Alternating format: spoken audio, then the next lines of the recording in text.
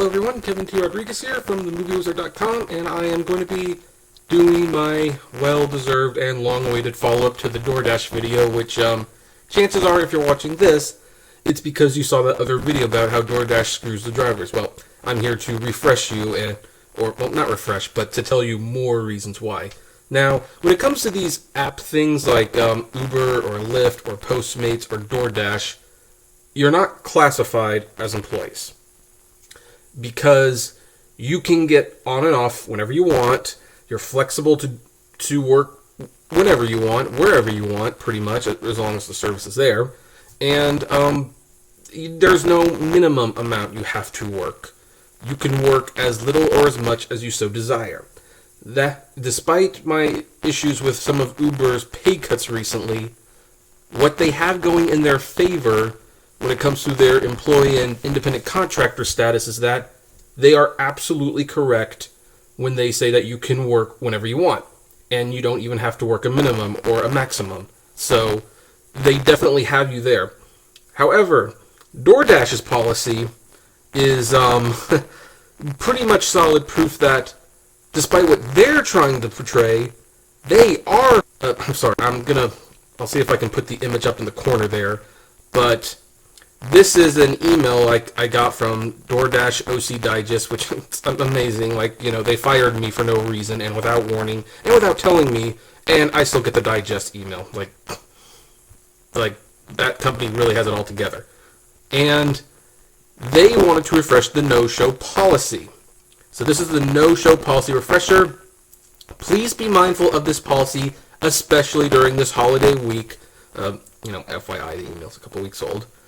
As we do proactively tact punctuality and performance. Having said this, those who do perform exceptionally well this week may also be entitled to Dash Cash, which, for the record, Dash Cash used to be where they would say, hey, if you work 3 hours in this area, we'll give you like $40 in Dash Cash. So that's what that was. Now, apparently, they're basing it off the ratings if you get your bonus money, which is not fair because people can have an issue with the food that's not even in control of you. But apparently, according to DoorDash, ratings don't matter. I wonder. 1. If you do not show up for a dash without explanation, we will have to end the relationship. Not even a 3-strike rule, DoorDash. You just don't show up once and you're ending the relationship? Okay, in all fairness, the way their dashes work is you do select dashes and you do commit to being to them. So if you do select a dash and you don't show up, it is your fault, it is on you, but I would hope that there would be at least 3 strikes and a way to explain, because maybe there's a reason you didn't show up for that shift. Let's continue. 2. If you cancel a dash within 12 hours of your scheduled time without explanation more than 3 times during any given 30-day period, we will have to end the relationship. This is the key thing I want to talk about, although I'll still talk about the other ones because they're worth talking about. Here's the thing. If you are an independent contractor and you are advertising like you don't have to pay minimum wage or benefits because you can work whenever you want, then this rule totally nullifies any claim you might have to that.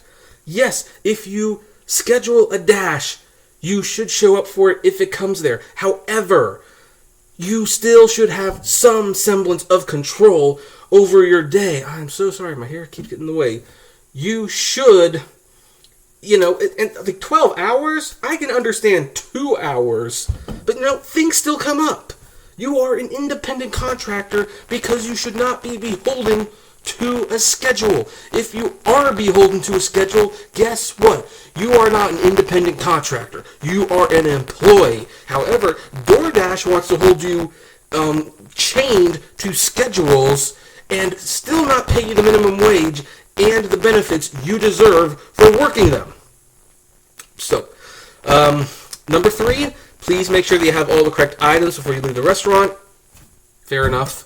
4. Remember to dress appropriately when dashing. Any complaints about your behavior or appearance from a merchant may result in your relationship being terminated.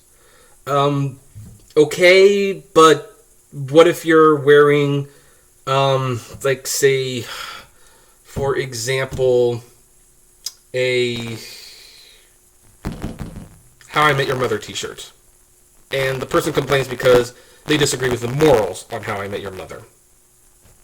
Like, is that grounds for termination? I mean, that's very, very vague writing right there. Like, that's, I mean, and again, if you're an independent contractor, I mean, yes, dress appropriately. Don't show up to people wearing shirts that have, like, satanic rituals and saying, F the pigs or whatever.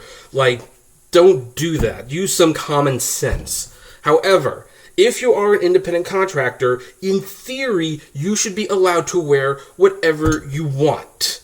It doesn't, even if you want to wear t-shirts with satanic rituals and sacrificing of pigs, you should actually still be allowed to wear it because guess what? You are an independent contractor. You are not an employee. You don't have a dress code unless you're an employee. So, I mean, granted, I don't feel as strongly about this one because I do think a little bit of common sense is needed, and I've never had that issue because most people find my shirt adorable. At least that's what they tell me. But it's another one of those things where because the reason Uber, Lyft, and DoorDash, and Postmates, they all want to classify as independent contractors because they don't want to pay benefits and minimum wage. Okay, however, the way you do that is you give whether they're dashers or couriers or Ubers or friends with a car, whatever you want to call them, you give them a tremendous amount of freedom when it comes to their work schedule. And if they don't want to work, they simply don't work. That's how independent contractors work. And on this no-show policy, there are 2 rules that directly contradict that. And there's no excuse for it. Number 5, no exceptions. See, no exceptions. You do not have the right to say no exceptions to rules that contradict the independent contractor status unless you want to classify them as employees. DoorDash is not hiring independent contractors. They are hiring employees, and they are chaining them to schedules, and they are forcing them to work those schedules. And and in some cases, I bet you it won't be too long before they say you have to work so many hours a week to stay active. I mean, and granted, Uber requires you to do 1 ride a month to stay active. That's not unreasonable. In fact, if you're not going to do 1 ride a month, then yeah, you're probably not going to drive for Uber. But that's the next step. And once DoorDash does that, once they say you have to work so many hours a week, and they've come very, very close to saying that a few times, guess what? Then the last little semblance of their independent contractor baloney will officially be done. As it stands now, you are not an independent contractor at DoorDash. You are an employee, no matter what they say. Anyway, like to hear your thoughts. What do you think? Do you agree, disagree? Comment below. Like, favorite, share, subscribe, and as always, flame responsibly. Have a good one.